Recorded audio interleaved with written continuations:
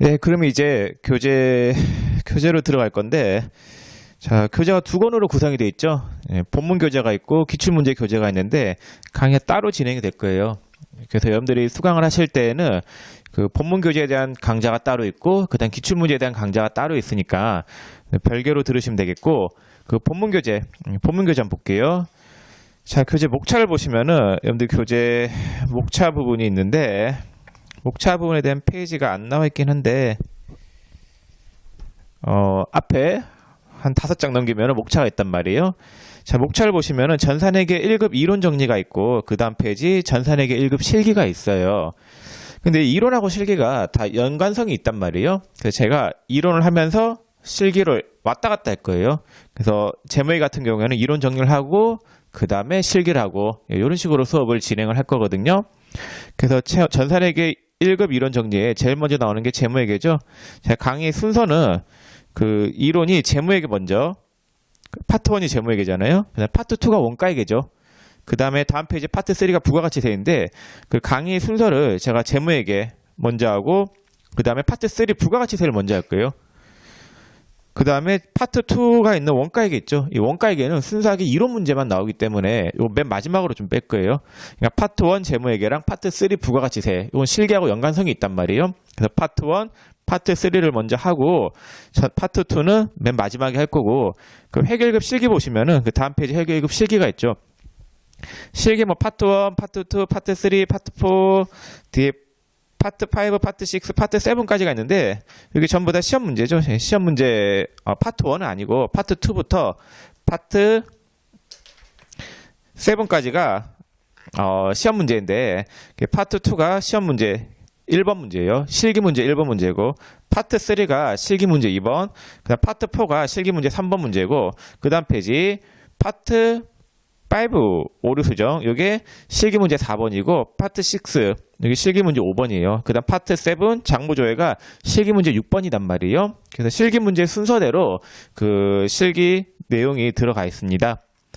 그러면은 실기는 제가 이론을 하면서 좀 왔다 갔다 하는 부분이 있을 거예요. 어떤 부분을 왔다 갔다 하냐면요, 그 앞에 파트 3 일반 전폐입력하고 파트 4 메인 매출 전폐입력이 있는데, 일반 전폐입력은 그 전산회계 이론 정리에 파트 1 재무회계와 연관성이 있는 부분이고, 그다음 파트 4 메인 매출 전폐입력 있죠.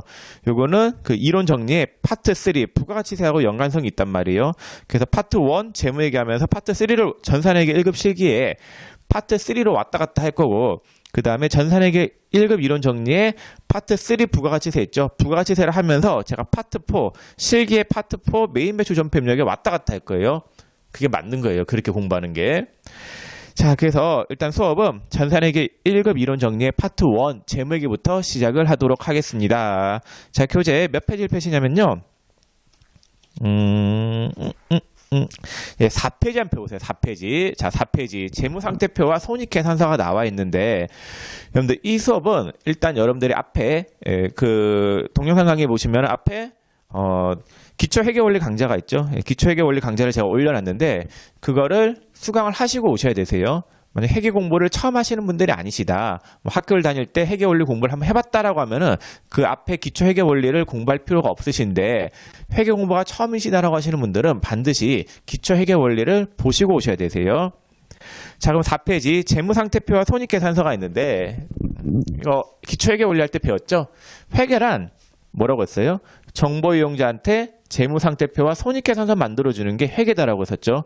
회계의 최종 종착지는 재무상태표와 손익계산서 만드는 데 있는데, 그 형태가 4페이지 나와 있죠. 재무상태표 나와 있고 손익계산서가 나와 있는데, 그 재무상태표의 왼쪽에 보면은 자산이 유동자산, 비유동자산, 부채는 유동부채, 비유동부채, 뭐 자본 이렇게 나와 있는데, 이 부분은 기초회계 원리할 때 말씀을 안 드렸어요. 그래서 회계는 정보이용자한테 유용한 재무적 정보인 재무제표를 만들어주는 건데, 재무제표는 5가지가 있는데 그 중에서 가장 중요한 재무제표가 재무상태표하고 손익계산서이고, 이 두 가지에 대해서 저희가 중점적으로 본다라고 했었죠. 그럼 재무상태표가 있는데, 재무상태표의 왼쪽에는 뭐가 나온다라고 했어요? 예, 자산이었죠. 자산. 왼쪽에는 자산. 자, 그 다음에 오른쪽에는 뭐가 나온다라고 했습니까? 부채랑 예, 자본이 나온다라고 했습니다. 부채랑 자본이 나오는데 이 자산을 여러분들이 배웠어요. 자산의 종류에는 뭐 현금도 있고 보통예금도 있고 정기예금도 있고 이랬었죠. 근데 앞에서 기초회계원리 할 때는 제가 자산을 아무런 순서 없이 그냥 막 설명했단 말이에요.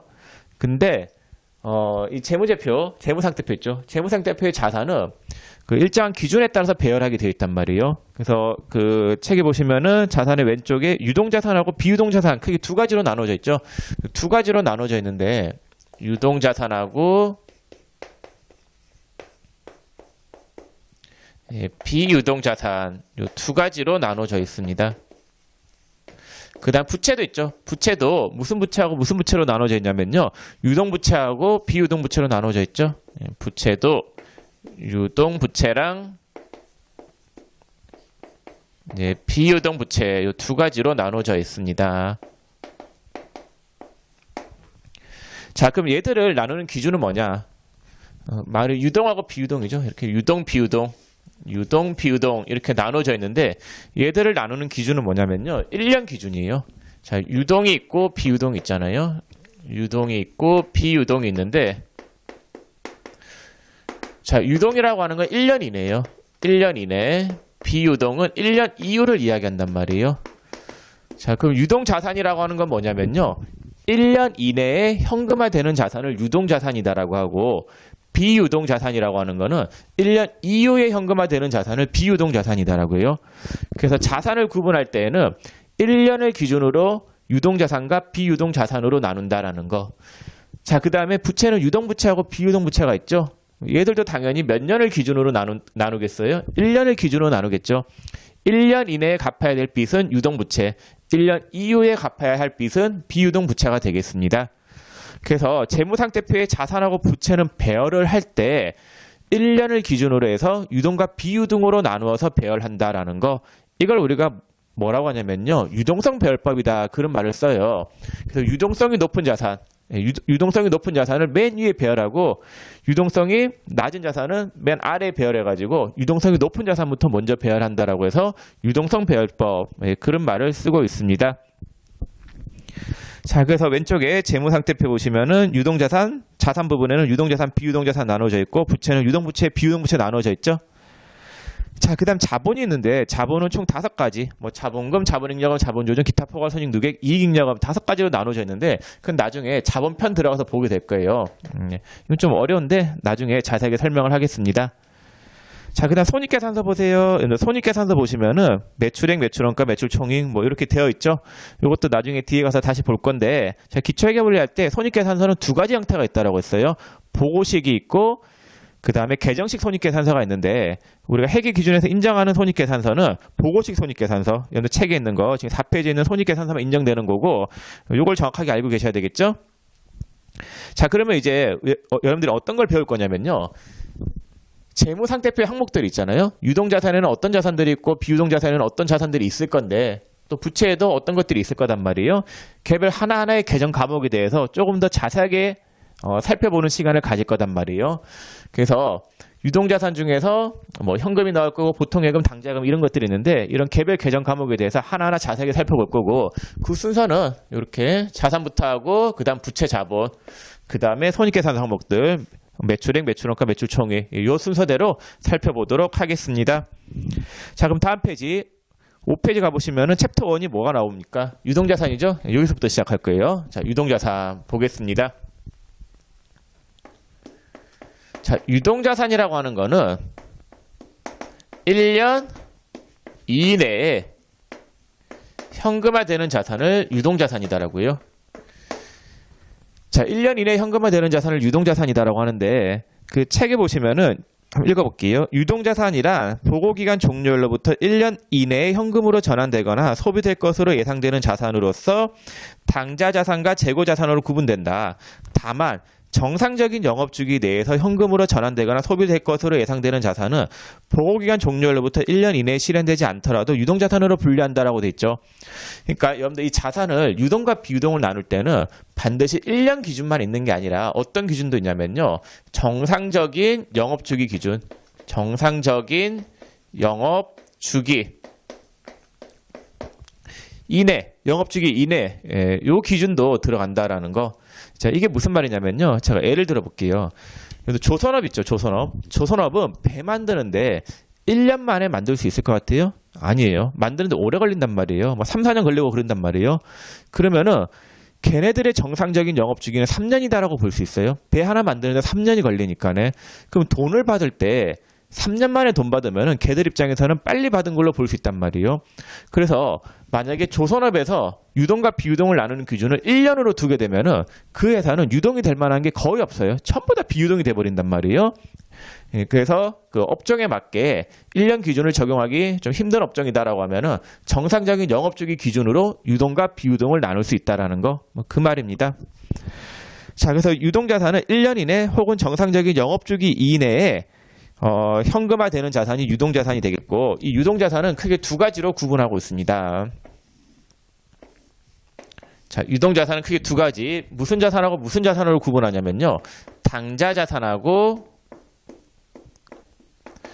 재고자산으로 구분하고 있습니다. 그래서 유동자산은 크게 두 가지.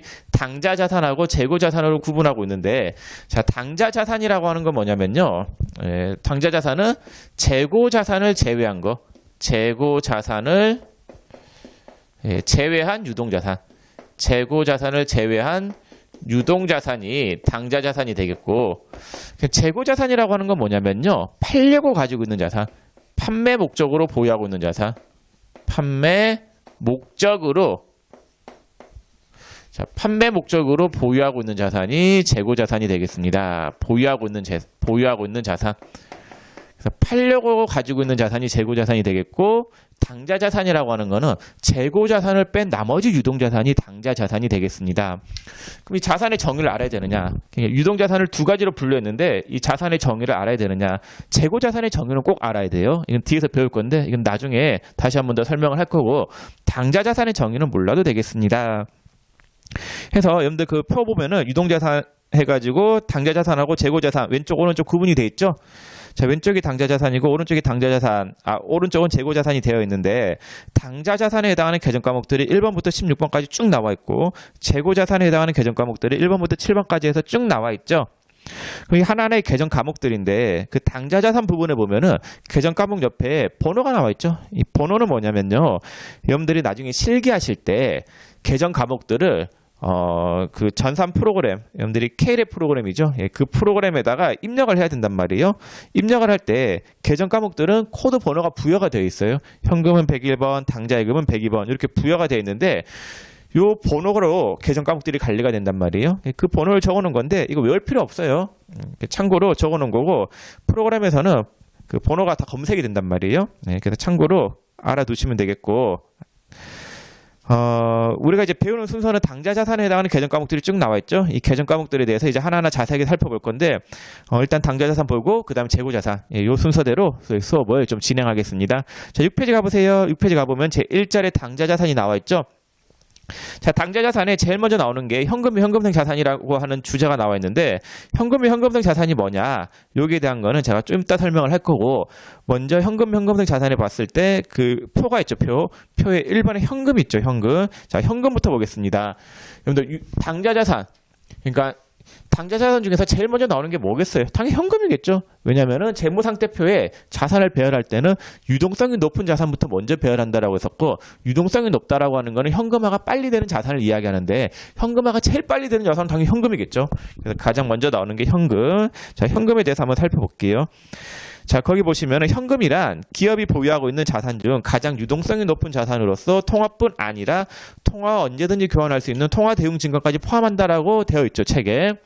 그래서 현금이라고 하면은, 자, 여러분들이 알고 있는 현금은 현금은 그냥 지폐나 동전 같은 것만 현금이다라고 생각하시죠. 근데 회계에서 말하는 회계에서 이야기하는 현금은, 자, 통화뿐만 아니라 통화가 지폐나 동전 같은 걸 이야기한단 말이에요. 여러분들이 가지고 있는 것들, 지폐나 동전뿐만 아니라 현금이랑 다름없는 것들, 통화 대용 증권도 현금으로 보고 있습니다. 통화 대용 증권도 현금으로 보고 있다라는 거. 자, 그럼 통화 대용 증권에 어떤 것들이 있느냐, 그 책을 한번 볼까요? 책에 보시면은 타인이 발행한 당자 수표가 있죠. 하인 발행 당좌 수표가 있는데 요건 제가 좀 이따 설명할게요. 중요한 내용인데 좀 이따 설명하고 그다음 은행 발행 자기화 수표가 있죠. 예, 요것도 좀 이따 설명할게요. 제가 옆에 7페이지 당좌예금 할 때 설명을 할 거고 송금안이 있는데 송금안 됐어요. 이건 중요한 게 아니고 그다음 우편한 증서가 있죠. 우편한 증서는 현금인데 저 우편한 증서가 뭐냐? 이건 종인데 이 종이가 이렇게 생겼죠. 예, 우편한 증서 이렇게 적혀져 있어요. 우편한 증서 금액이 5,000원이다. 제가 옛날에 군대 갈 때 이거 주더라고요. 5,000원짜리 하나 주더라고요. 그러면 여기에 보면은 이렇게 적혀 있어요. 뭐 상기 금액을 우체국 가서 찾으세요. 뭐 이렇게 돼 있단 말이에요. 상기 금액을 우체국 가서 찾으세요. 그럼 이 종이 쪼가리 들고 가면은 우체국에서는 이 증서를 현금으로 교환해 준단 말이에요. 그러면 얘는 종이 쪼가리에 불과하지만은 즉시 현금화 시킬 수 있는 종이죠. 그럼 당연히 얘는 현금이랑 다름없는 거겠죠. 예, 그래서 회계에서는 우편한 증서도 현금으로 취급한다라는 거. 그래서 이거 보면은 제가 옛날에 군대 갈 때 차비하라고 보내주더라고요. 집으로 우편으로. 그래서 옛날에 있잖아요. 우리 어릴 때는 그 계좌이체 이런 개념이 잘 없었단 말이에요. 계좌이체 하는 그런 개념이 없었기 때문에 있게 있었죠. 근데 은행 가서 계좌이체를 해야 되기 때문에 상당히 어려웠단 말이에요. 그래서 보통 시골에서 부모님들이 뭐 서울에 사는 그 아들한테 학비 같은 거 이런 거 보내줄 때 우편 봉투에 넣어서 보내주는 경우도 많이 있었단 말이에요. 그러면은 그 우편 봉투에다가 돈이 두툼하게 현금이 들어가 있으면 아무래도 분실의 우려가 있단 말이에요. 그래서 우체국 가가지고 이렇게 우편 환원 하나 구입해가지고 한 장짜리로 보내주면은 아무래도 좀 더 편하게 보내줄 수 있었겠죠. 저거 들고 우체국 가서 돈 찾으면 되니까. 그래서 우편한 증서는 뭐라고요? 현금이에요, 현금 그냥. 그 다음에 그 책 보시면 지급기일이 도래한 공사채 이자표가 있죠. 여러분들 사채를 아직 안 배웠어요. 안 배웠기 때문에 이거는 제가 말씀드려도 여러분들 이해할 수 없는 부분이기 때문에 나중에 뒤에 가서 한번 말씀드리고, 그 다음 배당금 지급 통지표가 있는데, 그러니까 이 이자표하고 통지표죠. 그러니까 여러분들이 개념을 모른다 하더라도 이 이자표, 제가 좀 말씀을 드려볼게요. 이자표는 그 표를 떼서 돈 들고 가면 은행에서 돈을 줘요. 이자가 적혀 있는 표인데 이자 지급일 날에 그 표를 떼서 은행 가면 돈으로 준단 말이에요. 그럼 이 종이 쪼가리도 즉시 현금화할 수 있는 거기 때문에 현금이랑 다름없는 거잖아요.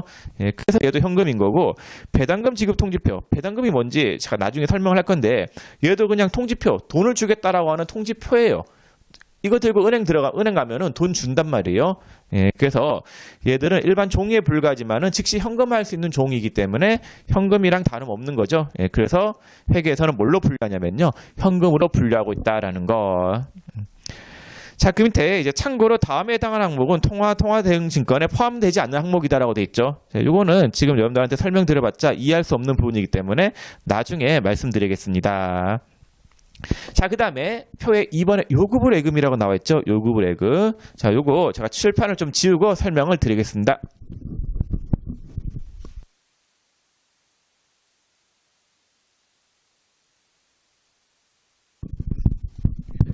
자, 그 6페이지 요구불 예금이 있는데, 자, 여러분들 예금 있죠, 예금.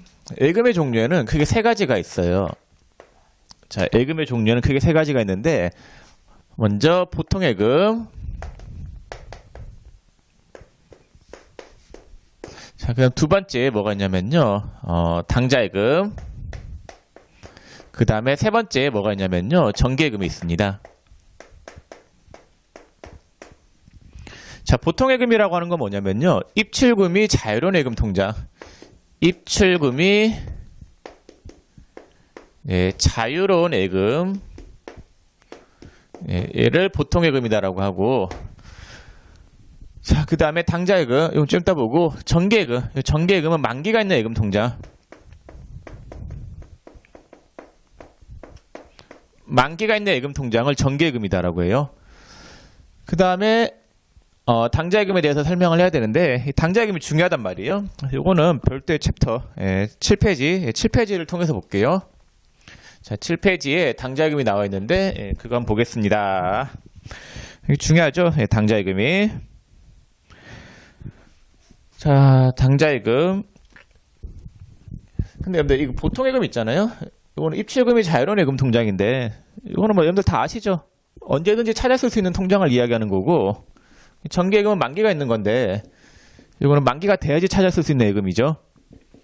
이건 앞에서도 여러분들이 기본적으로 다 배우고 오셨을 거예요. 기초회계 원리에서. 자, 그럼 당좌예금, 예, 요거에 대해서 설명을 해보겠습니다. 7페이지 당좌예금 보겠습니다.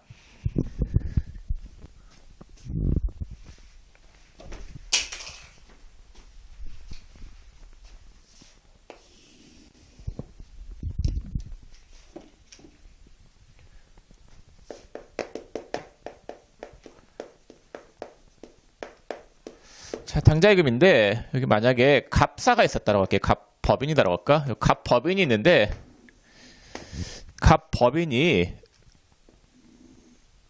을한테 상품을 팔았어요. 그러면 을은 갑법인한테 상품 대금으로 5억 원을 줘야 되는 상황이다라고 할게요. 5억 원을 줘야 돼요. 자, 근데 5억 원을 만 원짜리로 주면은 갑법인이 좋아하겠어요? 싫어하겠어요? 당연히 돈 주는데 싫어할 사람 없죠. 예, 좋아는 할 건데 좀 번거로울 거단 말이에요. 왜냐면 만 원짜리를 주면은 그 분실의 우려도 있고 그 다음에 운반 과정에 번거로움이 있을 거단 말이에요.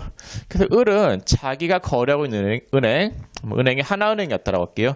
하나은행에 가가지고 좀 편하게 대금 결제를 할 수 있는 방법이 없냐라고 문의를 해봤어요.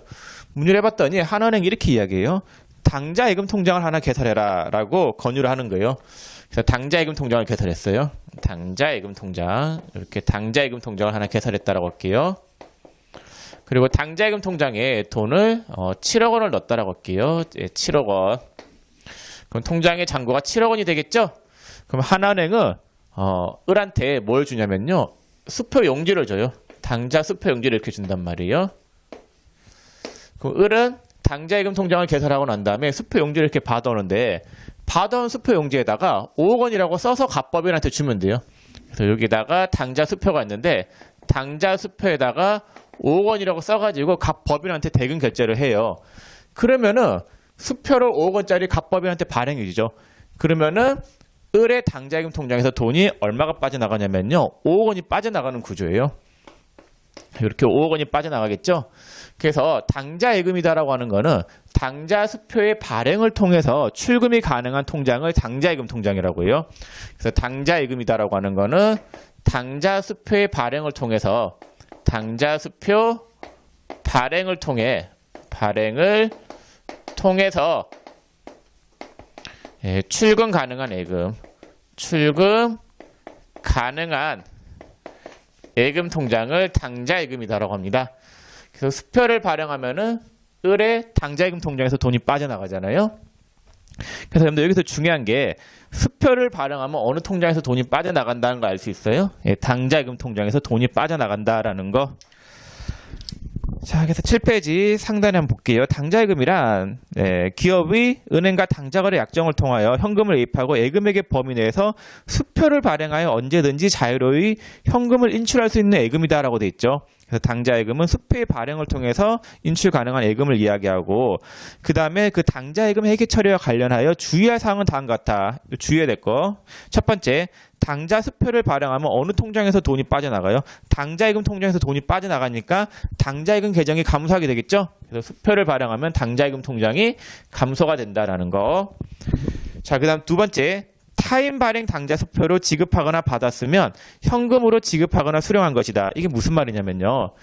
자, 수표를 발행한 을의 입장에서는 당좌예금 통장에서 돈이 빠져나가지만 갑법인 입장에서는 수표를 받은 거죠. 타인이 발행한 당좌 수표잖아요. 예, 타인이 발행한 당좌 수표는 현금이에요. 갑법인 입장에서 수표를 받은 거는 즉시 현금화 시킬 수 있는 거잖아요. 얘는 이거 들고 수표 들고 은행 찾아가면은 바로 돈으로 바꿔준단 말이에요. 그래서 타인이 발행한 수표, 수표 받아온 거는 뭐에 해당이 되냐면요. 현금이 되겠습니다. 현금. 그래서 여러분들 교재 6페이지에 그 상단의 현금에 동그라미 이번에 통화대용증권을 썼죠. 통화대용증권에 타인 발행 당좌 수표 있잖아요. 예, 타인 발행 당좌 수표는 뭐라고 되어 있어요? 현금이죠. 예, 그래서 수표를 받으면 뭘 받은 거냐면요. 현금 받은 거. 그래서 다시 한번 정리를 해보면은 자, 을은 수표를 발행했죠. 자, 당좌 수표를 발행하면은 어떻게 되느냐?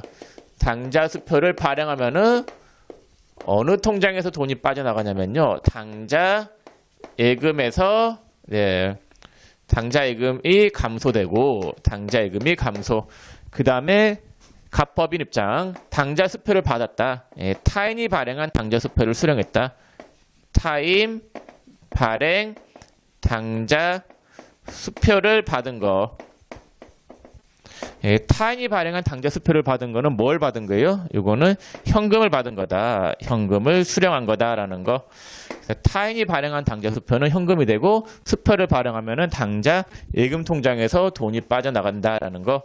이거 중요하니까 꼭 알아두시면 좋겠습니다. 자, 그래서 그 사례 볼게요. 가운데 사례. 자, 동그라미 1번 당좌 수표 발행. 원재료를 3,000원에 매입하고 매입은 샀다란 말이죠. 매입하고 대금은 당좌 수표를 발행하여 지급하였다. 원재료를 3,000원 주고 샀으니까 차변에 뭐가 오겠습니까? 원재료가 3,000원 오겠죠? 차변에 원재료 3,000원. 여기다 좀 적을게요. 차변에 원재료 3,000원. 자산 증가는 차변이잖아요.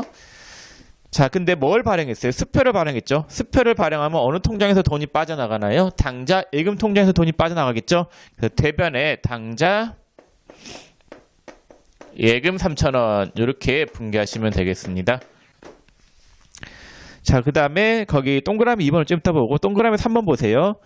타인 발행 당좌 수표가 있는데 제품을 3,000원에 판매하고 당좌 수표를 받았다. 자, 제품을 3,000원에 판매했으니까 대변에 제품 매출이 오겠죠?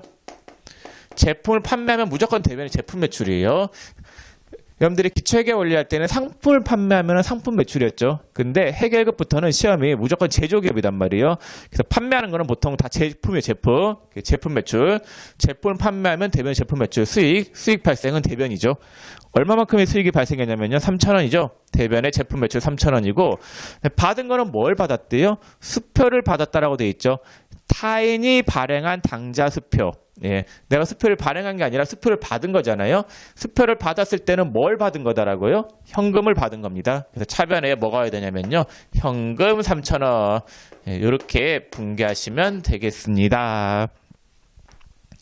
자, 그 다음에 하나 더 설명을 좀 해볼게요. 자기압 수표라고 하는 게 있는데 자기압 수표. 자기압 수표가 뭐냐?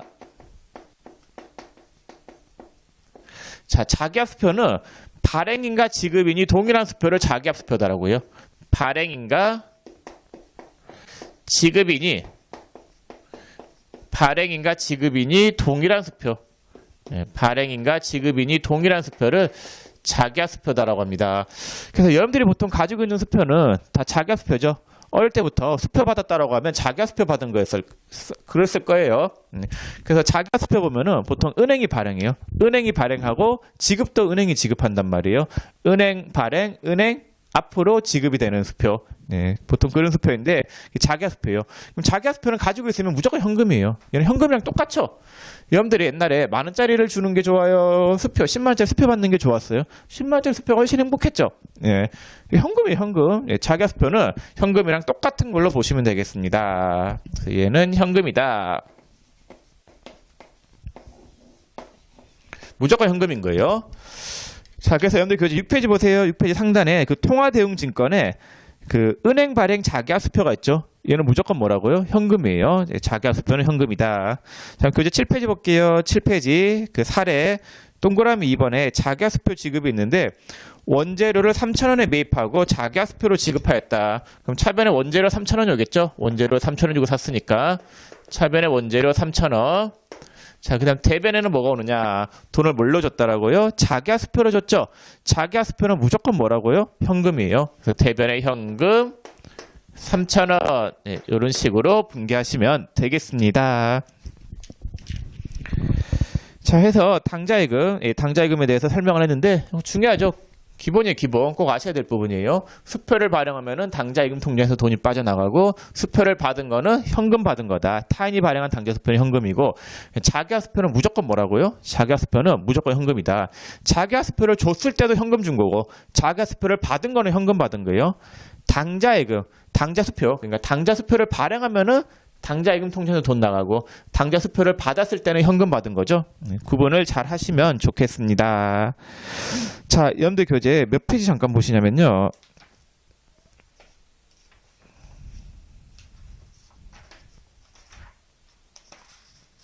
자, 자, 11페이지 볼게요. 자, 11페이지. 근데 11페이지에 1번부터 8번까지 풀어볼 겁니다. 1번부터 8번까지 풀 건데, 일단은 몇 번부터 풀 거냐면요. 다 풀 건데, 여러분들 한번 풀어보세요. 2번 아직 하지 마세요. 2번 안 배웠기 때문에 하지 마시고, 1번부터 8번까지 한번 풀어보시기 바랍니다. 제가 좀 칠판을 지울게요.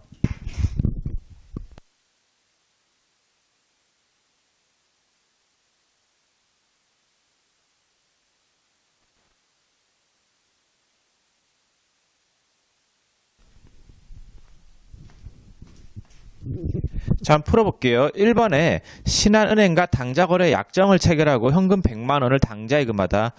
내가 가지고 있는 현금 100만 원을 당좌예금 통장에 넣기 때문에 현금이 일단 없어지겠죠. 그래서 자산의 감소는 어디로 간다라고 했어요? 자산의 감소는 대변으로 가겠죠. 그래서 대변에 현금 100만 원. 자, 현금이 100만 원 없어졌지만 이 현금 100만 원이 어디로 들어갔어요? 당좌예금 통장으로 들어갔잖아요. 당좌예금 통장에 잔고가 증가하니까 자산이 증가하겠죠. 차변에 당좌예금 100만 원 이렇게 분개하시면 되겠고, 자, 2번 아직 안 배웠으니까 좀 이따 설명을 할 거고, 자, 3번 볼게요. 자, 3번에 원재료 2만 원을 매입하고 대금은 당좌 수표를 발행해서 지급하다. 원재료 샀으니까 차변에 자산 증가죠. 자산 증가는 차변이죠. 예, 차변에 원재료 얼마가 오냐면요. 2만 원. 예, 2만 원이고, 대변에는 뭘 발행했어요? 수표를 발행했죠. 수표를 발행하면 어느 통장에서 돈이 빠져나간다라고 했어요? 당좌예금이죠. 대변에 당좌예금 2만 원 이렇게 분개하시면 되겠습니다. 자, 그 다음에 4번. 원재료를 3만 원에 매입하고 대금은 거래처에서 받은 자기압 수표를 지급하였다. 일단 원재료를 샀으니까 차변에 자산 증가죠. 자산 증가는 차변. 어떤 자산이 증가하나요? 원재료. 그래서 원재료 얼마가 증가해요? 3만 원. 자, 그다음 대변에는 뭐가 오냐면요. 자기압수표로 지급했죠. 자기압수표는 무조건 뭐다라고 했어요? 예, 자기압수표는 무조건 현금이에요. 그래서 3번 같은 경우에는 수표를 발행하면은 당좌 수표를 발행하면 당좌 예금 통장에서 돈이 빠져나가는 거고, 자기압수표는 그 수표 자체가 현금이단 말이에요. 자기압수표로 준 거는 현금을 준 거니까 대변에 현금 3만 원 이렇게 분개. 3번하고 4번 구분 잘 하세요. 당좌 수표를 발행하면 당좌 예금에서 돈이 나가는 거고, 자기압 수표는 그 자체가 현금이기 때문에 대변에 현금 3만 원. 자, 근데 5번에 제품을 30만 원에 매출하고 대금은 동전 발행 당좌 수표를 받았다. 근데 물건을 팔았죠. 어떤 물건을 팔았어요? 제품을 팔았죠. 제품을 판매하면 무조건 대변에 일단 제품 매출을 적으세요. 수익이 발생한 거니까. 제품 매출, 수익의 발생은 대변이잖아요. 수익 발생액이 얼마냐면은 30만 원. 대변의 제품 매출 30만 원이고, 자, 차변에 돈을 뭘로 받았냐 봤더니 수표를 받았죠. 당좌 수표. 수표를 발행하면은 당좌 예금 통장에서 돈이 나가는 게 맞지만은 수표를 받은 건 무조건 뭘 받은 거다라고요? 현금. 그래서 차변에 현금 30만 원. 그래서 수익의 발생은 대변이잖아요. 예, 수익의 발생은 대변. 수익이라고 하는 거는 돈이 들어오거나 들어올 예정인 금액. 제품을 팔았으니까 돈이 들어오겠죠. 혹은 돈이 들어올 예정이잖아요. 그럼 대변에 수익 계정을 적어야 되는데, 수익 계정 중에서 제품을 판매해서 들어오는 수익 계정 과목은 제품 매출로 쓴다라고 했었죠. 자, 그 다음에 6번에 제품을 50만 원에 매출하고 대금은 자기압 수표를 받았다. 그럼 제품을 팔았으니까 대변에 제품 매출 얼마가 오냐면요. 50만 원. 그 다음에 차변에 오는 계정 과목은 수표를 받았죠. 자기압 수표는 무조건 현금이다라고 썼잖아요. 그럼 자기압 수표를 받았으니까 얘는 현금이겠네. 현금 50만 원 이렇게 분개하시면 되겠고, 자, 그 다음에 7번에 신한은행에 정기예금 100만 원을 예금하기 위해 당사 보통예금 계좌에서 대체 입금하였다. 자, 7번 같은 경우에는, 자, 통장에 있는 돈을 다른 통장으로 바꿔치기 한 거죠.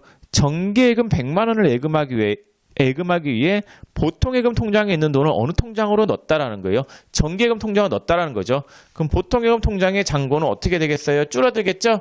그럼 대변에 보통예금 통장에서 돈이 빠져나가겠죠. 자산의 감소는 대변이잖아요. 보통예금 통장에서 돈이 얼마가 빠져나갔냐면요. 100만 원이 빠져나가죠. 예, 그 100만 원을 빼가지고, 그러니까 자산 감소. 여러분들 처음에 이런 분개할 때 어려울 수도 있는데 정기예금 통장도 자산이고 그 다음에 보통예금 통장도 자산이에요. 예금 통장이 자산이잖아요. 예를 들어서 보통예금 통장에 잔고가 200이 있었고 정기예금 통장에 잔고가 없었다라고 할게요. 자, 그럼 보통예금 통장에 있는 돈을 빼서 어디다가 넣었다라는 거예요? 정기예금 통장에 넣었다라는 거잖아요. 그럼 이 통장에 잔고가 없어졌으니까 얘는 감소죠. 자산이잖아요. 통장 자체가 자산이단 말이에요. 그럼 자산의 감소는 대변이잖아요. 그럼 보통예금 통장에서 100만 원을 빼서 어느 통장으로 돈을 넣었대요? 정기예금 통장으로 돈을 넣었으니까 정기예금은 자산이잖아요. 자산의 증가는 차변. 차변의 정기예금 100만 원. 이렇게 분개하시면 되겠습니다. 보통예금 통장에 있는 돈을 빼서 정기예금에 넣은 거잖아요. 자, 그다음 8번 보겠습니다. 8번에 신한은행에 예치된 정기예금이 만기가 되어 원금 100만 원과 단기 발생분 이자 5만 원이 당좌예금 통장으로 이체되었다. 자, 정기예금이 만기가 돼서 원금 100만 원. 그럼 정기예금 통장에 잔고가 얼마가 있었다라는 거예요? 요거는 요 경우겠지? 차변에 있는 정기예금이 100만 원이었잖아요. 자, 정기예금 통장에 잔고가 100만 원이 있었어요. 그럼 얘가 만기가 돼가지고 자, 지금 차변에 정기예금이 얼마가 있었어요? 100만 원 있었죠? 100만 원 있었다라고 하고 자, 얘가 만기가 돼가지고 어느 통장으로 대체 입금했대요? 정기예금 통장에 있는 돈을 빼서 당좌예금 통장으로 이체했다죠. 그럼 차변에 있는 정기예금은 대변에 빠지겠죠? 빠지고 요 돈이 빠져가지고 정기예금 100만 원이 빠져가지고 어느 통장으로 들어갔대요? 정기예금 100만 원을 빼서 당좌예금 통장으로 넣었다죠. 그럼 당좌예금 통장에 돈이 100만 원이 들어갈 거예요. 그래서 정기예금 통장에 있는 돈을 100만 원 뺐으니까 대변으로 가고 그 돈이 당좌예금 통장에 들어가니까 차변에 당좌예금 100만 원 이렇게 분개하면 되겠죠. 자, 근데 모두 함께 붙었대요. 정기예금 통장에 100만 원이 있고 그 다음에 이자가 얼마 붙었대요? 이자가 5만 원 붙었는데 이 이자 5만 원은 어느 통장으로 입금이 됐대요? 당좌예금 통장으로 입금이 됐다죠. 그럼 여러분들 분개가 이자 붙는 분개. 이자는 수익이죠. 수익의 발생은 대변이잖아요. 대변의 이자 수익 얼마냐면요. 5만 원이죠. 이 5만 원 붙은 이자가 어느 통장으로 들어갔대요? 당좌예금 통장으로 들어갔다죠. 그래서 차변에 당좌예금 5만 원 이렇게 분개하면 되겠죠. 당좌예금 5만 원. 그러니까 대변의 수익 발생, 차변의 자산 증가. 자산이 어느 통장으로 들어왔어요? 당좌예금 통장으로 들어왔잖아요. 그래서 일단은 정기예금 통장에 있는 돈 100만 원이 당좌예금 통장에 들어갔고 이자가 5만 원 붙어가지고 이자 5만 원은 당좌예금 통장으로 입금이 됐다잖아요. 그래서 당좌예금 통장에 잔고가 총 얼마가 증가가 돼요? 105만 원이 증가가 되잖아요. 당좌예금 통장에 잔고가 105만 원이 증가가 되는데 105만 원이 증가되는 거는 정기예금 통장에 있는 돈 100만 원과 이자 5만 원이 함께 이렇게 들어온 거단 말이에요. 그래서 분개를 할 때는 이렇게 따로따로 해도 되는데 보통 따로따로 하지 않고 한 거래죠. 거래가 하나인 거는 한 거래에 대해서는 분개를 합쳐서 한단 말이에요. 합쳐보면 이렇게 되겠죠. 대변에 있는 정기예금 100만 원이 빠져가지고 어느 통장으로 들어갔어요? 당좌예금 통장으로 100만 원이 들어갔고 자, 근데 모두 함께 들어갔어요. 이자 수익 5만 원 함께 들어갔잖아요. 이자 수익 5만 원이 빠져가지고 당좌예금 통장에 들어간 돈은 총 105만 원 이렇게 되는 거죠. 그래서 정기예금 통장에 있는 돈 100만 원 하고 이자 5만 원 해서 차변에 당좌예금 105만 원 이렇게 되는 거죠. 그래서 분개라고 하는 거는 이렇게 하나하나만 결합이 되는 게 아니라 하나, 두 개, 하나, 세 개, 하나, 네 개, 두 개, 한 개 이렇게 다 각가지로 다 결합이 될 수 있다라는 거. 그래서 이 차변에 지금 어떻게 돼 있어요? 자산이 증가한 거죠. 당좌예금 통장에 자산이 얼마가 증가한 거예요? 105만 원이 증가한 거죠. 어떻게 증가한 원인이 뭐였어요? 자, 정기예금 통장에 잔고가 100만 원 감소, 자산 감소 100만 원, 그 다음에 수익이 얼마 발생했어요? 5만 원 발생. 이렇게 두 가지가 결합이 된 거죠. 자산 증가, 자산 감소, 수익 발생. 그래서 당좌예금 통장에 잔고가 105만 원 증가했는데 정기예금 통장에서 100만 원이 나가고 수익이 5만 원, 이자 수익 5만 원 해가지고 이렇게 됐다라는 거. 그래서 8번까지 풀어봤습니다. 8번까지 풀어봤고 앞에 제가 설명 안 드린 내용들이 있는데 보면서 설명을 해볼게요. 그래서 지금 설명한 내용들이 지금 배우는 거 여러분들 그 현금, 현금성 자산이나 당좌예금 이 부분에서 중요한 내용들은 다 설명을 거의 다 한 것 같고, 이제 짜투리 주제들 안 한 것들 설명을 해보겠습니다. 자, 교재 7페이지로 가볼게요. 7페이지 당좌예금 부분, 그 부분 추가로 좀 더 설명을 해볼게요. 자, 제가 칠판을 좀 지우겠습니다.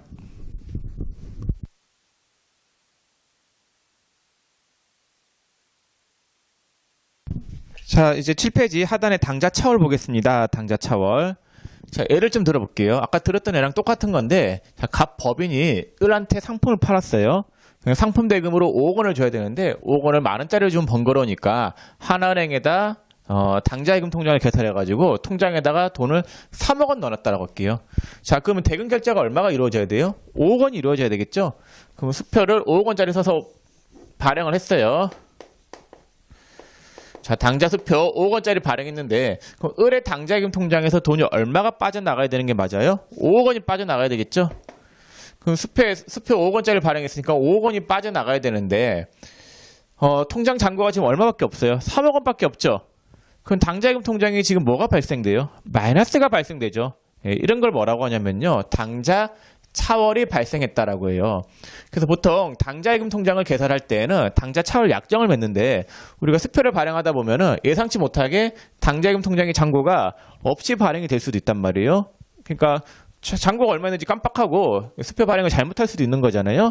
예, 그런 걸 대비하기 위해서 어느 정도는 마이너스를 허용한단 말이에요. 그게 당좌 차월인데 당좌 차월 약정을 맺어가지고 그 한도를 넘어서면 안 되겠죠. 넘어서면 안 되고 일정 범위 내에서는 마이너스를 허용하는데 이 당좌예금 통장 마이너스 발생한 걸 당좌 차월이라고 하고 이거는 뭘로 처리하냐면요.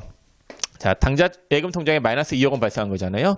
이건 뭘로 처리하면 되냐면요. 이건 차입금이에요. 차입금. 예, 차입금인데 단기 차입금으로 처리를 해요. 자, 우리가 차입금 중에서 1년 이내에 갚아야 될 차입금을 단기 차입금이다라고 하거든요.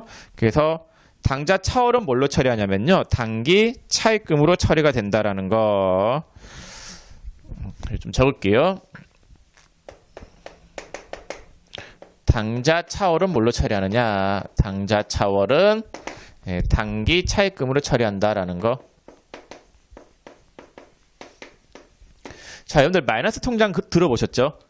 여러분들 마이너스 통장이라고 하는 거는 통장 잔고가 없다 하더라도 돈을 출금할 수 있는 거잖아요. 그럼 돈은 출금은 되는데 그 돈 어떻게 해야 되겠어요? 빌린 거죠, 은행한테. 은행한테 빌려서 갚아야 될 돈이잖아요. 그래서 당좌 차월이 2억 원 발생한 거는 이 은행한테 빌린 돈이에요. 은행한테 갚아야 되겠고 얘는 금방 갚아야 된단 말이에요. 보통 당좌 차월은 1년 이내에 갚아야 될 돈들이기 때문에 뭘로 처리하냐면요. 단기 차입금으로 처리한다라는 거. 그래서 여러분들이 차입금이라고 하는 개정 과목을 배웠을 거예요. 차입금은 뭐라고 했어요? 빌린 돈이다라고 했었죠. 빌린 돈인데 차입금은 빌린 돈. 빌려서 갚아야 될 돈이 차입금인데 이 차입금이 단기 차입금하고 장기 차입금으로 나눠져요. 그래서 1년 이내에 빌려서 갚아야 될 돈은 단기 차입금, 1년 이후에 빌려서 갚아야 될 돈은 장기 차입금이에요. 앞으로 개정 과목에 단기와 장기가 나올 건데 단기와 장기를 구분하는 기준은 1년을 기준으로 구분된다라는 거. 1년 이내에 갚아야 될 빚은 단기 차입금, 1년 이후에 갚아야 될 빚은 장기 차입금. 그래서 이 당좌 차월이 발생했을 때 이 당좌 차월은 은행한테 빌린 돈으로 봐야 돼요. 왜냐면은 갑법인이 수표 5억 원을 현금으로 찾아갈 건데 그때 찾아갈 때는 을 통장에는 3억 원밖에 없으니까 3억 원에 대한 대금만 결제가 되고 나머지 부족한 2억 원은 일단 하나은행이 대금 결제를 해줬을 거단 말이에요. 그러면은 그 2억 원만큼은 을이 하나은행한테 갚아야 되는 거죠. 빌린 돈이죠. 빌린 돈. 네. 그래서 당좌 차월은 뭘로 처리하냐면요. 단기 차입금으로 처리한다라는 거. 개념이 잘 이해가 안 되시면 마이너스 통장 생각해 보세요. 마이너스 통장. 여러분들이 가지고 있는 마이너스 통장은 은행한테 빌린 돈이단 말이에요. 예, 빌린 돈이기 때문에 차입금. 자, 그 다음에 당좌 거래 개설 보증금이라고 하는 게 있는데 이게 뭐냐? 이것도 한번 볼게요. 당좌 거래 개설 보증금.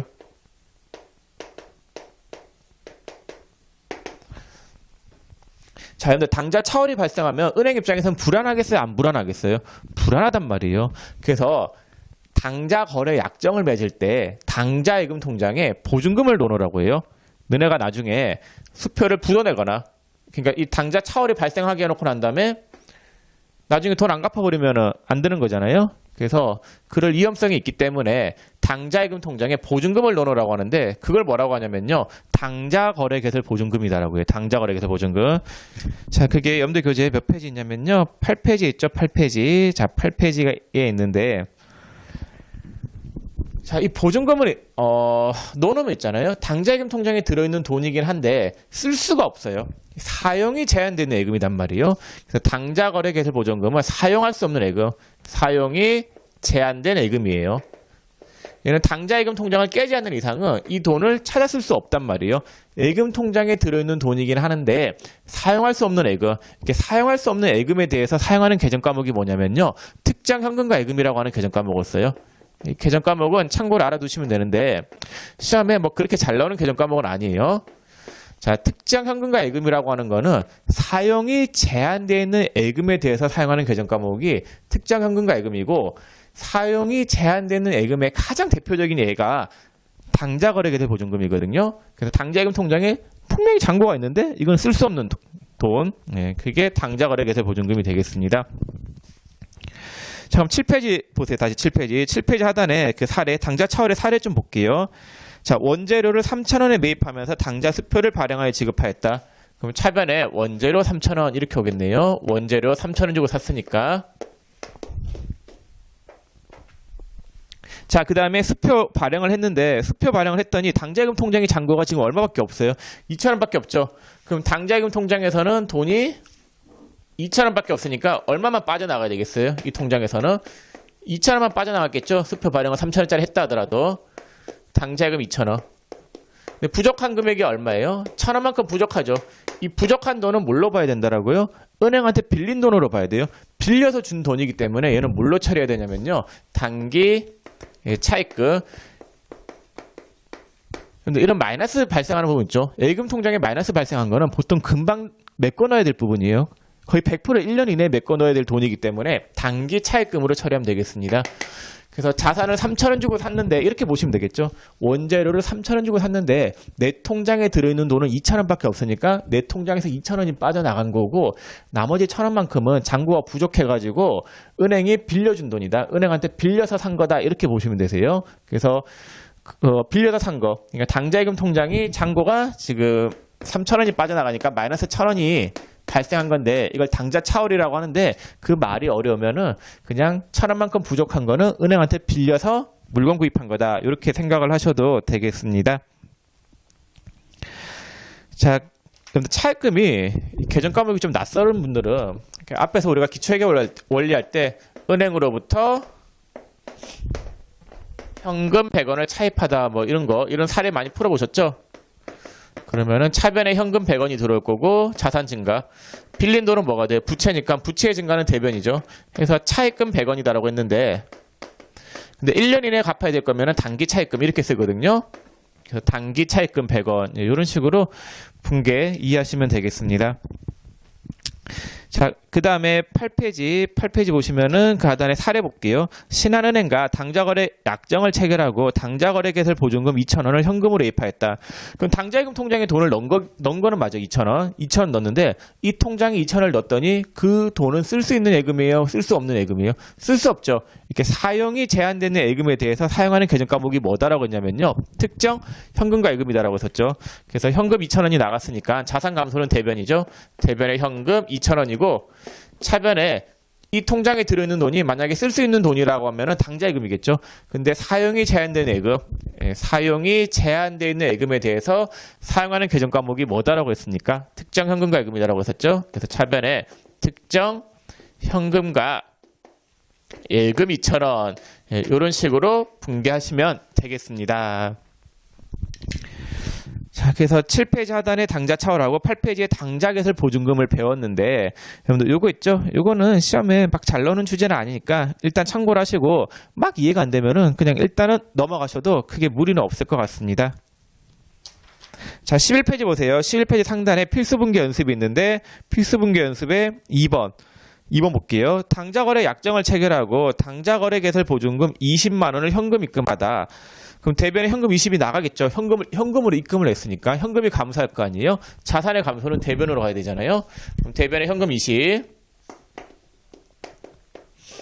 자, 차변에 오는 계정 과목은 뭐예요? 특정 현금과 예금이죠. 당좌거래개설 보존금은 사용이 제한되는 예금이고, 사용이 제한되는 예금에 대해서 사용하는 계정 과목이 특정 현금과 예금이다라고 썼죠. 자, 됐습니다. 그래서 11페이지까지 해서 여러분들한테 분계와 관련된 내용 설명은 모두 다 마쳤어요. 네, 그래서 11페이지 필수 분계 연습이 있잖아요. 이 주제 내에서 나올 수 있는 분계, 시험에서 나올 수 있는 분계형은 여기 다 들어가 있단 말이에요. 자, 그 다음에 이론과 관련된 걸 몇 개 더 설명을 해야 되는데 한번 볼게요. 앞에 6페이지 가보세요. 6페이지. 자, 6페이지. 현금 및 현금성 자산. 이 부분이 이제 이론 문제 대비용인데 이거 마저 다 설명을 좀 해볼게요. 칠판 좀 지우겠습니다.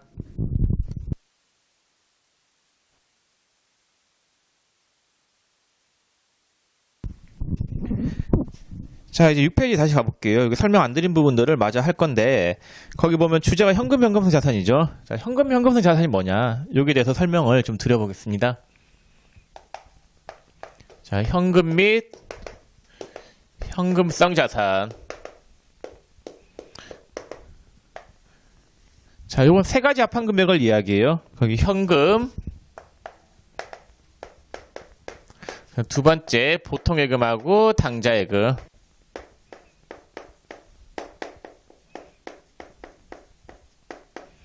그 다음에 세 번째, 현금성 자산. 요 세 가지 합한 걸 현금, 현금성 자산이다라고 하는데, 자, 6페이지 그 상단에 현금부터 볼게요. 자, 현금이라고 하는 거는 통화와 통화 대용 증권 합한 거를 현금이다라고 하는데, 이거 아까 설명했었죠? 그 통화는 지폐나 동전을 이야기하고 통화 대용 증권, 현금이랑 다름없는 것들이 있는데, 타임 발행 당겨수표, 현금이라고 했었죠? 은행 발행 자겨수표도 마찬가지, 송금한 우편한 증서, 뭐 송금한도 우편한이랑 같은 걸로 보면 되는데, 이 종이 쪼가리인데 은행 들고 가면 즉시 현금화 시킬 수 있는 종이라고 했었죠. 그다음 지급기일이 도래한 공사채 이자표, 그다음 배당금 지급 통지표, 이런 것들은 그냥 표인데 이 표를 떼서 은행에 들고 가면 돈으로 준단 말이에요. 현금이랑 다름없는 종이이기 때문에 회계에서는 현금으로 분류하고 있고. 자, 그다음 참고로 다음에 해당하는 항목은 통화와 통화 대용 증권에 포함되지 않는 항목이다라고 되어 있죠. 1번에 선일자 수표가 있는데 요거는 여러분들 지금 이야기는 좀 어려우니까 일단 넘어가시고 2번 나중에 설명할게요. 뒤에서 문제 풀이할 때 설명할 거고. 그다음 2번에 차용 증서가 있는데 이건 뭐 별거 아니에요. 뭐 돈 빌렸다라고 하는 증서인데 그거 자체가 현금은 아니죠. 여러분들이 돈을 빌리고 난 다음에 친구한테 돈을 빌리고 돈을 빌렸다라고 하는 증서 하나 쓴 게 차용 증서단 말이에요. 그럼 그거 들고 가면 현금으로 누가 줘요? 아니에요. 차용 증서는 아무것도 아니에요. 자, 그다음 2번에 요구불 예금이 있는데 보통예금하고 당좌예금이 있잖아요. 보통예금은 입출금이 자유로운 예금 통장이고 당좌예금은 당좌 수표의 발행을 통하여 출금이 가능한 예금 통장이 당좌예금인데 이 두 가지 예금 통장은 언제든지 찾아 쓸 수 있어요. 언제든지 찾아 쓸 수 있고 요구하면은 지불하는 예금이다라고 해서 요구불 예금 이런 말을 써요. 두 개를 합쳐가지고. 그럼 얘들은 있잖아요. 보통예금, 당좌예금은 어떻게 보면은 즉시 현금화 시킬 수 있는 예금 통장이잖아요. 그래서 우리 회계에서는 분계를 할 때는 현금, 보통예금, 당좌예금 이런 계정 과목들을 쓰는데 재무상태표에 표시할 때는 이 계정 과목들을 합해가지고 현금, 현금성 자산으로 통합해서 표시해요. 자, 이게 무슨 말이냐면요. 자, 만약에 여러분들이 100원의 이자를 받았다. 차변에 현금 100원, 대변에 이자 수익 100원이었다라고 할게요. 그 다음 이자를 또 받았는데 이자를 받은 게 보통예금 통장으로 들어왔다라고 할게요. 그럼 차변에 보통예금 100원 이렇게 분계가 된단 말이에요. 분계를 할 때는 현금, 보통예금 이런 계정 과목들을 써요. 근데 우리가 이제 12월 31일이 되면은 정보 이용자한테 재무상태표에 그 표시해가지고 얘를 줘야 될 거 아니에요. 정보 이용자들한테. 그 정보 이용자들한테 제공하는 재무제표에는 이러한 계정 과목들을 통합해서 뭘로 표시하냐면요. 현금 및 현금성 자산이다라고 하는 계정 과목을 써요. 왜냐면은 이런 계정 과목들을 다 분리해서 써버리면은 재무제표에 항목들이 너무 많아진단 말이에요. 그래서 유사한 항목들을 통합해서 표시하는데 현금이랑 보통예금, 당좌예금, 현금성 자산 이 세 가지를 묶어가지고 어떤 계정 과목으로 통합해서 표시하냐면요. 현금 및 현금성 자산 200원 이런 식으로 표시한단 말이에요. 자, 그래서 보통예금, 당좌예금은 분계할 때는 보통예금, 당좌예금인데 얘도 어떻게 보면은 즉시 현금화 시킬 수 있는 예금이기 때문에 그래서 현금이랑 다름없는 걸로 보고 재무상태표에 표시할 때는 현금, 현금성 자산으로 통합해서 표시한다라는 거. 자, 그 다음 하단에 3번에 현금성 자산 있죠? 이거 설명해 볼게요. 현금성 자산. 자, 이거 설명해야 되는데 이거 설명하기 전에 여러분들한테 금융상품, 예, 금융상품에 대해서 말씀을 드려보겠습니다. 자, 금융상품이다라고 하는 거는 만기가 있는 거.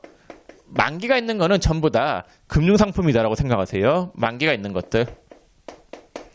자, 이 만기가 있는 걸 금융상품이다라고 하는데 이걸 세 가지로 구분해요. 회계에서는. 세 가지 뭘로 구분하냐면요. 현금성, 자산, 그 다음에 두 번째 단기 금융상품. 자, 그 다음에 세 번째 뭘로 구분하냐면요. 장기 금융상품. 이렇게 세 가지로 구분을 하겠습니다. 자, 그럼 현금성 자산은 뭐냐? 현금성 자산이라고 하는 거는 만기가 취득 당시 만기가 3개월 이내인 거. 3개월 이내인 금융상품이 현금성 자산이 되겠고, 단기 금융상품은 12월 31일 현재, 보통 우리가 보고기간 종료일이라고 하는데 재무제표를 보고하는 거는 12월 31일 기준으로 보고하잖아요. 보고기간 종료일 혹은 결산일 뭐 이런 말들을 쓰죠. 12월 31일 현재 만기가 1년 이내인 거는 단기금융상품이 되겠고, 자, 그다음 장기금융상품은 12월 31일 현재 만기가 1년 이후인 거는 장기금융상품이 되겠습니다. 그래서 금융상품을 만기에 따라서 이렇게 세 가지로 구분을 하고 있다라는 거. 자, 요거 예를 들어서 제가 한번 설명을 해볼게요.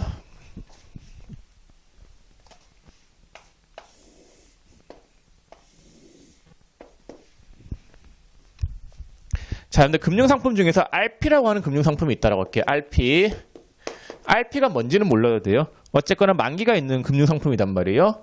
자, 얘를 취득을 언제 했냐면요. 취득일이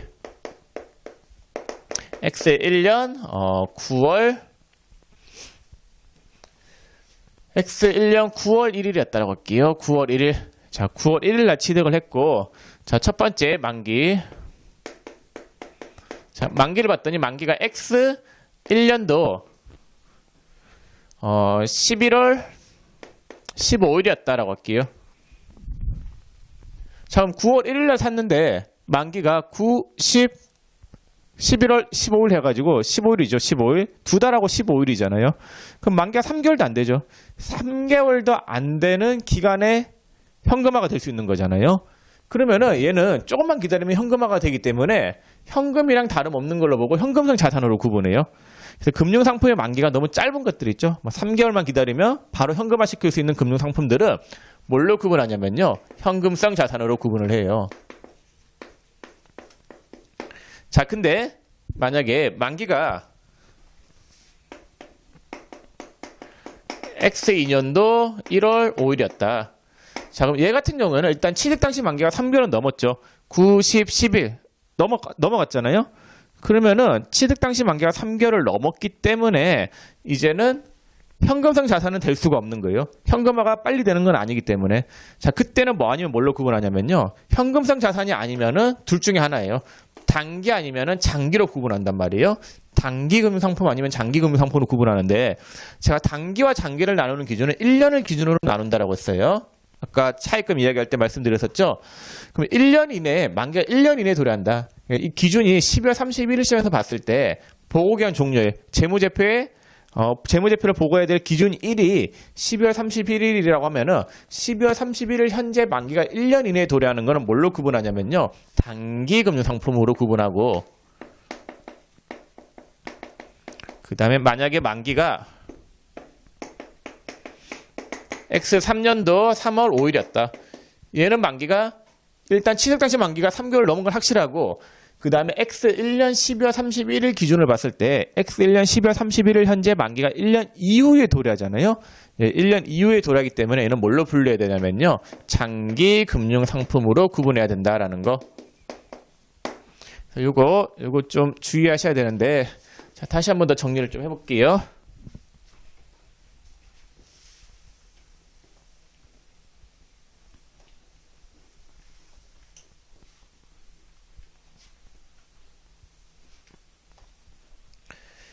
자, 여러분들 일단은 여러분들이 보실 때 현금성 자산이냐 아니냐를 구분하셔야 되세요. 현금성 자산이냐 아니냐를 먼저 판단하셔야 되는데, 자, 현금성 자산인 거는 뭐예요? 취득 당시 만기가 3개월 이내인 거죠. 예, 취득 당시 만기가 3개월 이내면은 현금성 자산이에요. 자, 근데 만약에 취득 당시 만기가 3개월이 넘었다. 그때는 이제 현금성 자산은 절대로 아니에요. 아니고 그때는 뭐 아니면 뭘로 가냐면요. 단기 금융 상품 아니면은 다음 뭘로 구분하냐면요. 장기 금융 상품으로 구분이 될 거예요.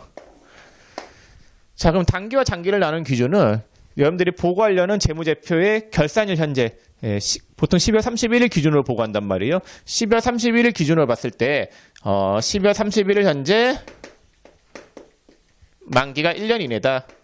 만기가 1년 이내면은 단기 금융 상품. 그 다음에 12월 31일 현재 만기가 1년 이후이면 뭘로 구분하냐면요. 장기 금융 상품으로 구분하겠습니다. 그래서 취득 당시 만기가 3개월 이내면은 현금성 자산. 그렇지 않았을 때는 둘 중에 하나로 분류가 된다라는 거. 자, 설명을 다 드렸고, 여러분들 교재 9페이지 보세요. 자, 9페이지에 보시면은 단기금 상품이 있죠. 자, 단기금 상품 해가지고 단기금융 상품이란 보고기간 종료일로부터 만기가 1년 이내에 도래하는 걸 이야기하고, 이 단기금융 상품이 실무상 개정 과목이 정기예금하고 정기적금으로 구분하는데 이건 크게 중요한 게 아니에요.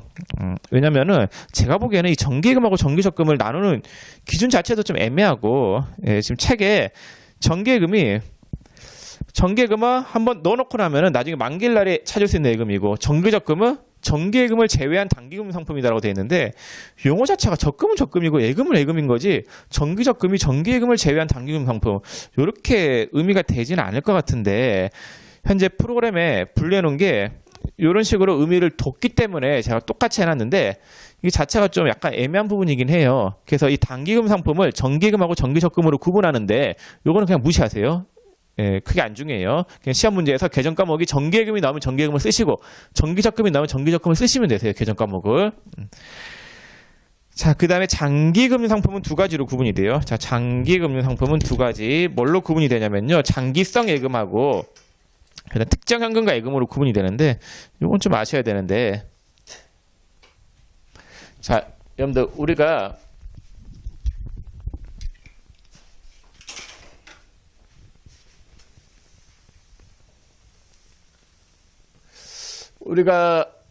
실무상 있잖아요. 장기금융 상품은 두 가지 개정 과목으로 구분을 한단 말이에요. 자, 뭐하고 뭘로 구분하냐면요.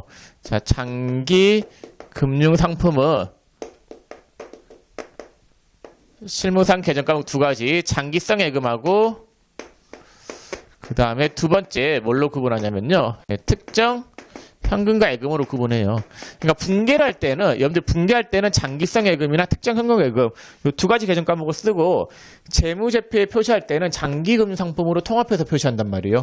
그럼 이 두 개정 과목은 어쨌거나 장기금융 상품에 해당하는 개정 과목들인데, 얘들은 어쨌거나 장기이기 때문에 1년 이후에 만기가 도래하는 것들일 거고, 이 구분은 어떻게 되냐면요. 특정 현금과 예금은 아까 배웠었죠. 사용이 제한되는 예금에 대해서 사용하는 개정 과목이었어요. 사용이 제한되어 있는 예금에 대해서 사용하는 개정 과목이 특정 현금과 예금이었었고, 가장 대표적인 예가 뭐가 있었어요?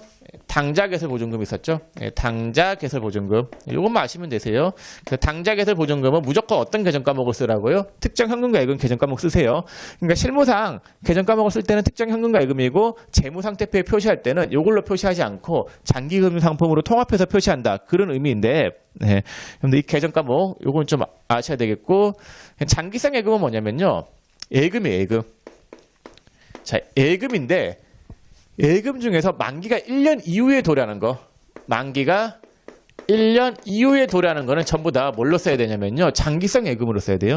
이게 뒤에 투자자산 가면은 제가 다시 한 번 더 설명을 할 건데, 예금이 있잖아요. 예를 들어가지고 똑같은 정기예금이다. 자, 정기예금이 있는데,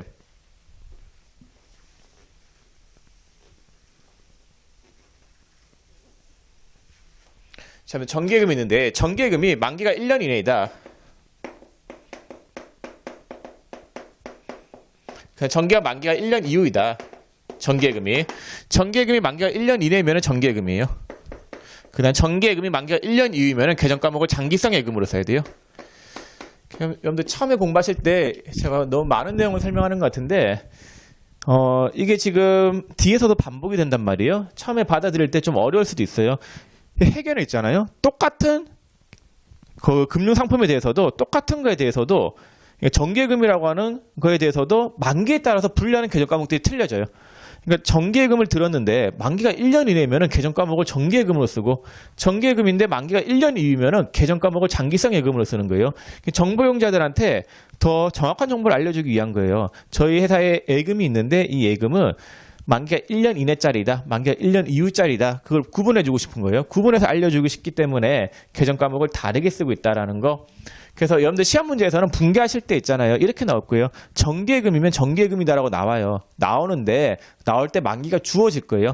그래서 만기가 1년 이내짜리다라고 하면은 정기예금을 쓰시면 되겠고, 그 다음에 장기성 예금을 써야 될 경우에는 분명히 만기가 1년 이후다라고 알려줄 거예요. 만기가 1년 이후이다. 예금인데 만기가 1년 이후이면은 장기성 예금으로 쓰시면 되겠습니다.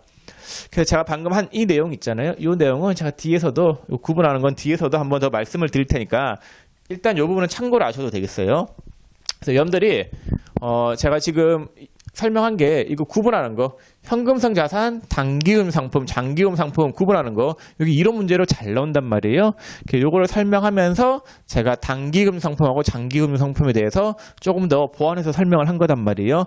보완 설명한 거 요쪽 부분은 크게 안 중요하고 요거 구분하는 거 있죠. 요거 구분하는 건 중요하니까 잘 알아두셔야 되겠습니다. 자, 그러면 마지막으로 저기 이론 정리, 이론 문제, 이 부분 이론 문제 잘 나온다라고 썼죠? 어떤 유형으로 나오느냐 그거 한번 볼게요. 자, 교재 35페이지. 자, 35페이지 유형 1이 있는데, 자, 이것만 하고 마치겠습니다. 자, 유형 1. 당좌 자산 부분에서 이론 문제로 나오는 건데, 현금성 자산, 단기금 상품, 장기금 상품 분류하는 거. 여기 시험에 잘 나오는데, 그 문제 볼게요. 다음은 주 서빈이 보유하고 있는 현금 및 금융상품 등의 내역이다. 현금 및 현금성 자산의 합계액은 얼마인가? 자, 현금 및 현금성 자산의 합계를 물어봤는데, 요거죠. 현금 보통액은 당좌액은 현금성 자산. 요거 합계를 물어보는 건데, 1번에 현금은 현금성 자산 맞죠? 2번 자기합수표도 맞죠? 자기합수표는 무조건 현금이다라고 썼죠? 자, 3번에 우편한 증서가 있는데, 우편한 증서는 이거 종이 들고 가면 현금으로 준다라고 썼죠? 얘도 현금이 맞아요. 그 다음 4번에 정기예금은 보유 목적이 지금 장기 보유 목적이죠? 장기 보유 목적이기 때문에 뭘로 구분해야 되겠어요? 장기금융 상품으로 구분해야 되겠죠? 자, 그다음 5번에 당좌 차월이 있는데, 당좌 차월은 뭘로 처리하라고 했어요? 얘는 은행한테 빌린 돈이다라고 했었죠? 당좌 차월은 당좌예금 통장에 마이너스 발생한 건데 은행한테 갚아야 될 돈이라고 했어요. 그래서 당좌 차월은 단기 차액금으로 처리하면 되겠고, 6번에 당좌예금은 현금이 맞죠? 현금이 현금성 자산. 언제든지 찾아 쓸 수 있는 예금이기 때문에 현금이 현금성 자산으로 통합해서 표시한다라고 썼죠? 자, 그 다음에 7번 수입인지. 수입인지 들고 간다라고 돈 주나요, 은행에서? 인지는 현금이 아니에요. 그래서 수입인지는 이거 자체가 현금은 아니기 때문에 현금성 자산 아니고, 8번에 배당금 지급 통지표, 이런 통지표 있죠. 배당금을 지급하겠다라고 하는 통지표이기 때문에 이 표를 들고 은행 찾아가면 돈으로 준단 말이에요. 그래서 얘는 현금성 자산 맞아요. 자, 그 다음 9번 취득 당시 만기일이 3개월 이내 판매 조건부 채권. 만기가 나오면 무조건 뭘로 보라고 했어요? 만기가 있는 거는 무조건 금융상품이다라고 썼죠. 그럼 취득 당시 만기일이 3개월 이내이기 때문에 뭘로 분류해야 되겠어요? 현금성 자산이죠. 그래서 5번은 현금성 자산 맞고, 10번 양도성 예금 증서. 양도성 예금 증서가 뭔지 절대로 몰라도 돼요. 근데 일단은 뭐가 있어요? 만기가 있죠. 만기가 있으면 무조건 뭐라고요? 금융상품이에요. 만기가 있으면 금융상품인데 취득 당시 만기가 3개월을 넘었죠. 그럼 일단 뭐는 아니에요? 현금성 자산은 아닌 거죠. 그럼 뭐 아니면 뭐예요? 단기금 상품 아니면 장기금 상품이겠죠? 근데 취득 당시 만기가 6개월이기 때문에 뭘로 봐야 되겠어요? 1년 이내이니까 단기금융 상품으로 봐야 되겠죠? 단기금융 상품. 그래서 10번의 양도성 예금 증서는 단기금융 상품으로 보시면 되겠습니다. 그럼 현금 및 현금성 자산에 해당하는 것들을 더하면 얼마가 나올 거냐면요. 200원이 나올 거예요. 그래서 1번, 2번, 3번, 그 다음에 6번, 그 다음 8번, 9번 이렇게 더하시면은 1200원이 나오겠습니다. 자, 해서 여러분들하고 몇 페이지까지 해봤냐면요. 네, 11페이지까지 제가 설명을 다 드렸습니다. 자, 여기까지가 하나의 주제였었고, 이번 시간은 여기서 마치고, 다음 시간에는 12페이지부터 나가도록 하겠습니다. 오늘 수고 많으셨습니다. 감사합니다.